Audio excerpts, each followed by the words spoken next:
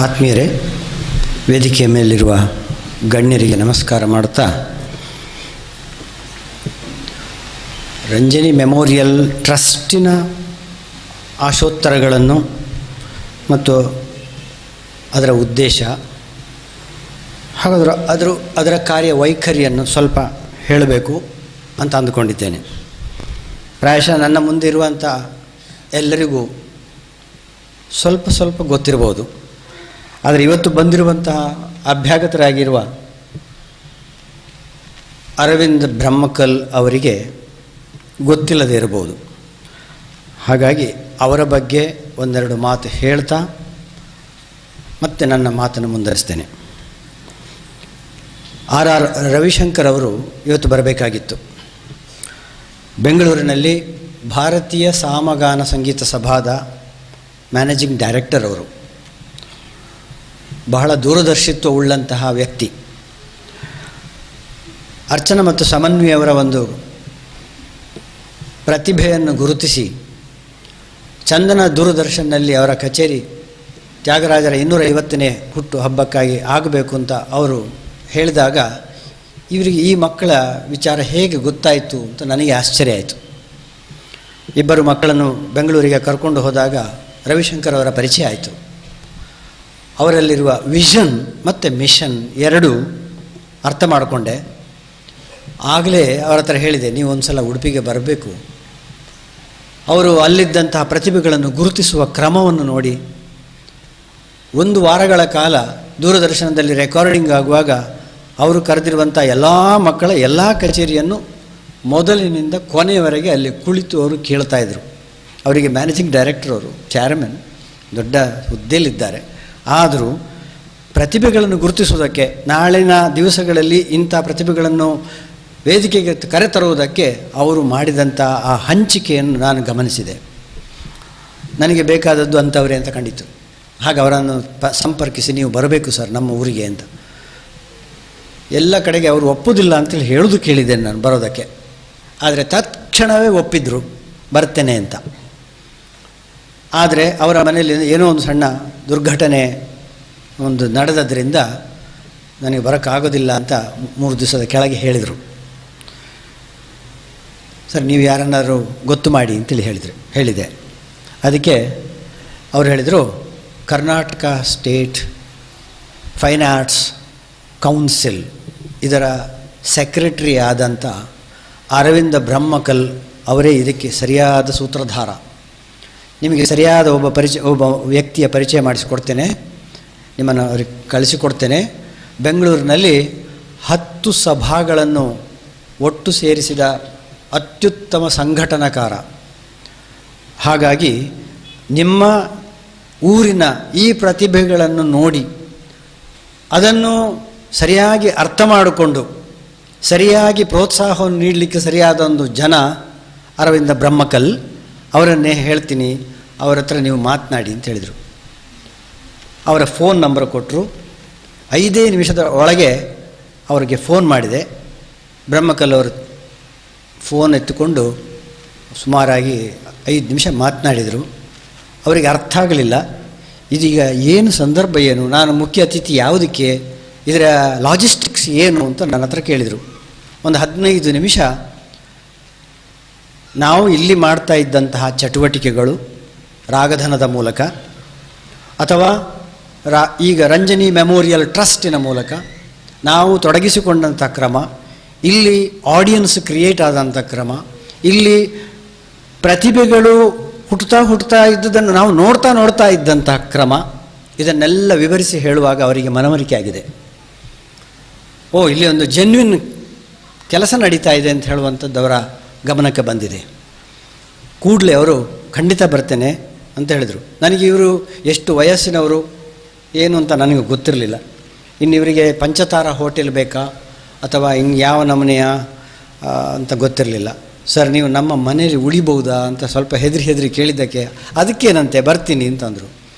ಆ ದಿವಸ 10ನೇ ತಾರೀಕಿಗೆ ನೀವು ಬರೋ ದಿವಸ ನಮ್ಮ ಮನೇಲಿ ಒಂದು ಸತ್ಸಂಗ ಇದೆ. ಅದೇನೊಂದು ಸತ್ಸಂಗ? ಅದು ಆರ್ಟ್ ಆಫ್ ಲಿವಿಂಗ್ ಇದ್ದು ಸತ್ಸಂಗ. ಜೈ ಗುರುದೇವ್ ಅಂತ ಹೇಳಿದರು ನನಗೆ. ಅವರು ಸತ್ಸಂಗ ಆರ್ಟ್ ಆಫ್ ಲಿವಿಂಗ್ ಮಾಡಿಕೊಂಡಿದ್ದಾರೆ. ಅವರು ಅದರ ಸದಸ್ಯನೇ ಆಗಿದ್ದಾರೆ. ಕೂಡಲೇ ನಮಗಿಬ್ಬರಿಗೆ ಕನೆಕ್ಟ್ ಆಗಿತ್ತು. ಸೊ ಈ ಥರದ ಒಂದು ಬಾಂಧವ್ಯದಿಂದ ಇವತ್ತು ಬೆಳಿಗ್ಗೆ ಬಂದುಬಿಟ್ಟು ಮನೆಯಲ್ಲಿ ನಮ್ಮೊಂದಿಗೆ ನಮ್ಮ ಹಾಗೇ ಇದ್ದು ಸತ್ಸಂಗದಲ್ಲೂ ಪಾಲ್ಗೊಂಡು ಅವರೂ ಹಾಡಿ ಅವರೂ ಸಂತೋಷಪಟ್ಟು ನಮ್ಮ ಇಡೀ ದಿವಸದ ಕಾರ್ಯಕಲಾಪಗಳನ್ನು ಲತಾಂಗಿಯಲ್ಲಿ ನೋಡಿದ್ದಾರೆ. ಇವತ್ತು ಎಲ್ಲರೂ ಬರೋದಕ್ಕಿಂತ ಮುಂಚೆ ಅವರು ಬಂದು ಇಲ್ಲಿ ಬಂದು ಆಸೀನರಾಗಿ ಸೂಕ್ಷ್ಮವಾಗಿ ಗಮನಿಸುವುದನ್ನು ನಾನು ಗಮನಿಸಿದ್ದೇನೆ. ಅರವಿಂದ ಬ್ರಹ್ಮಕಲ್ ಅವರಿಗೆ ನಾನು ವೈಯಕ್ತಿಕವಾಗಿ ಆತ್ಮೀಯವಾಗಿ ಸ್ವಾಗತವನ್ನು ಹೇಳ್ತಾ, ಈ ರಂಜನಿ ಮೆಮೋರಿಯಲ್ ಟ್ರಸ್ಟಿನ ಆಶೋತ್ತರಗಳನ್ನು ನಾವು ನಿಮಗೆ ಸ್ವಲ್ಪ ಹೇಳಿದ್ದಾದರೂ ಒಂದು 4 ಮಾತು.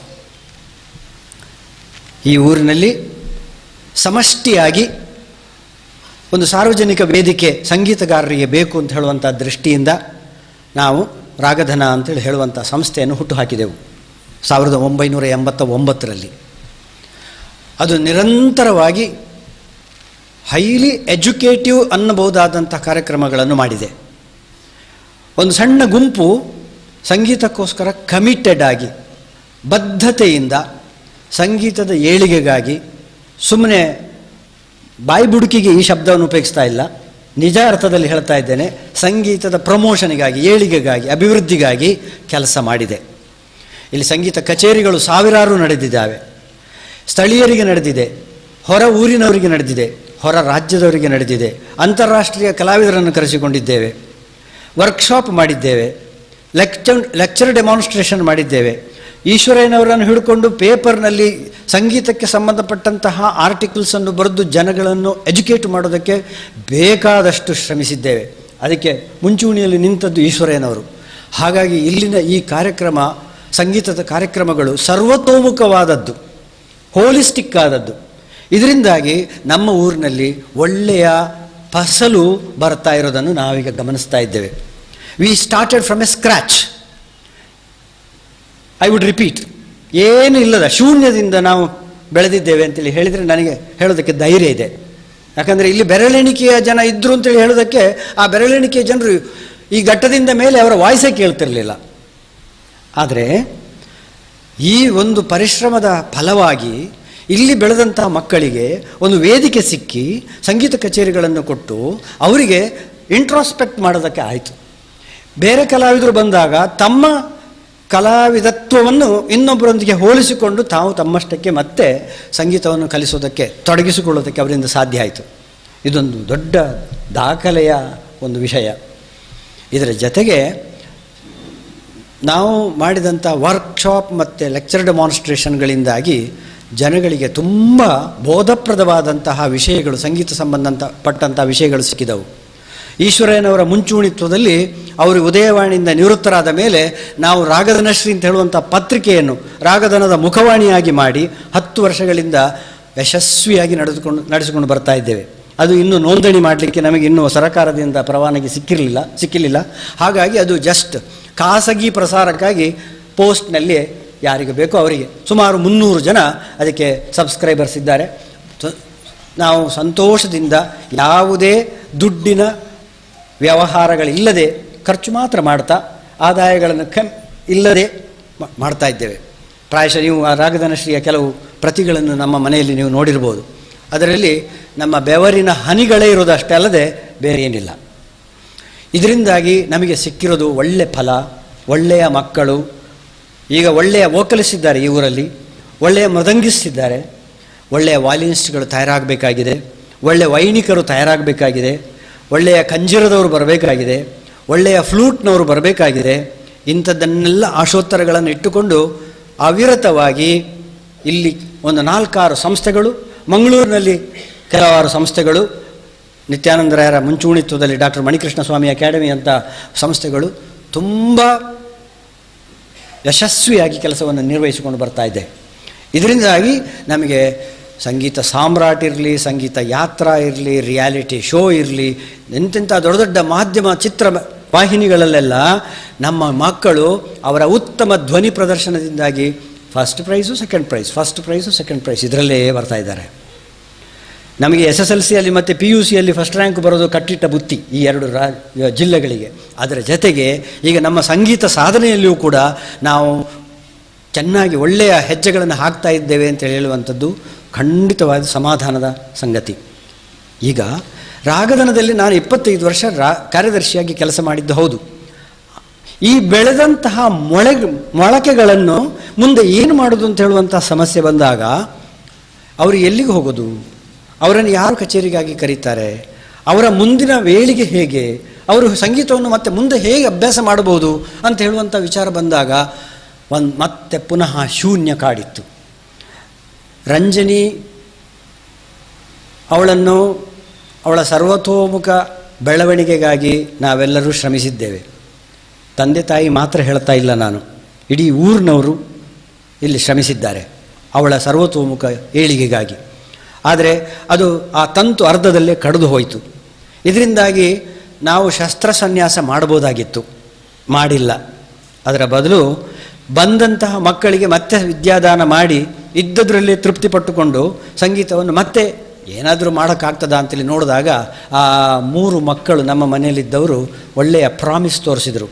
ಹಾಗಾಗಿ ಆ ಪ್ರಾಮಿಸ್ ನೋಡಿದಾಗ ಈ ಮಕ್ಕಳನ್ನು ಮುಂದೆ ಏನು ಮಾಡೋದು, ಇಲ್ಲಿ ಕಚೇರಿ ಕೊಟ್ಟರೆ ಸಾಕ, ಒಂದು ಚೌತಿಗೋ ಅಷ್ಟಮಿಗೋ ಮೊಸರು ಕುಡಿಕೆಗೋ ಕಚೇರಿ ಕೊಟ್ಟರೆ ಆಯ್ತಾ ಈ ಮಕ್ಕಳದ್ದು ಏಳಿಗೆ? ಹಾಗಾದರೆ ಇವರನ್ನು ಮಕ್ಕಳನ್ನು ಎಲ್ಲಿಗೆ ಕರ್ಕೊಂಡು ಹೋಗೋದು? ಬೆಂಗಳೂರಿನವರಿಗೆ ತಿಳಿಸಬೇಕು. ತಿಳಿಸೋರು ಯಾರು? ಅವರ ಅಪ್ಪಮ್ಮಂದರಿಗೆ ಅಷ್ಟು ಗೊತ್ತಿಲ್ಲ. ಇಲ್ಲಿ ಲೈಸನಿಂಗೇ ಇಲ್ಲ, ಇಲ್ಲಿ ಮ್ಯಾನೇಜ್ಮೆಂಟ್ ಸ್ಕಿಲ್ಲೇ ಇಲ್ಲ. ನಾವಾಯಿತು, ನಮ್ಮಷ್ಟಕ್ಕೆ ನಾವಿರೋದಾಯಿತು. ಇದನ್ನು ಹಾಗಾದರೆ ಮುಂದುವರಿಸಿಕೊಂಡು ಹೋಗೋರು ಯಾರು? ಈ ಸ್ಕಿಲ್ಲನ್ನು ಯಾರು ತಗೊಂಡು ಹೋಗ್ಬೋದು?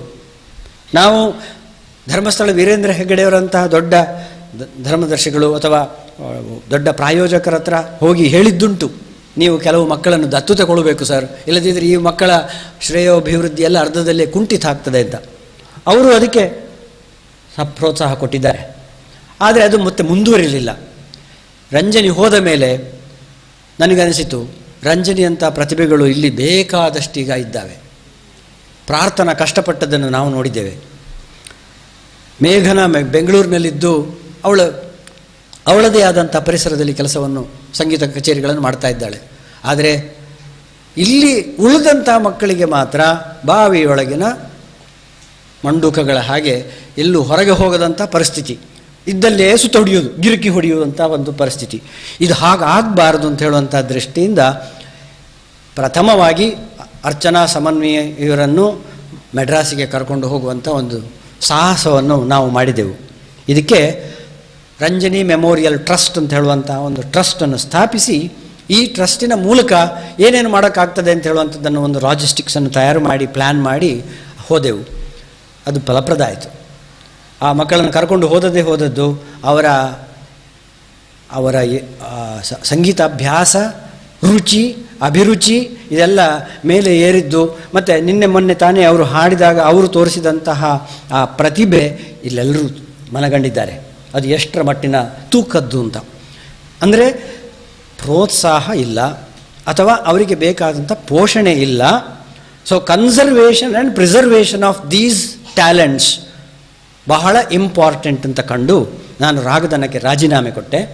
ಅದಕ್ಕೆ ಉಮಾಶಂಕರಿಯವರನ್ನು ನಾನು ಒತ್ತಾಯಪೂರ್ವಕವಾಗಿ, ನೀವೇ ಸೆಕ್ರೆಟರಿಯಾಗಿ ಆ ಸಮಷ್ಟಿಯಾಗಿರುವಂಥ ಕೆಲಸವನ್ನು ನೀವು ಮಾಡಬೇಕು, ನಾನು ಇನ್ನು ಮುಂದಕ್ಕೆ ವ್ಯಷ್ಟಿ ಸಮ್ಮತವಾದಂತಹ ಕೆಲಸವನ್ನು ನಾನು ಮಾಡ್ತೇನೆ ಅಂತ ಇಂಡಿವಿಜುವಲ್ ಯಾರು those who dedicate for the cause of music ಅವರಿಗೆ ನಾವು ಸ್ವಲ್ಪ ಏನಾದರೂ ಸಹಾಯ ಮಾಡಲಿಕ್ಕೆ ಆಗ್ತದ ಅಂತ ಹೇಳುವಂಥ ಸಹಾಯ ಹಸ್ತವನ್ನು ನೀಡಿದ್ದೇವೆ.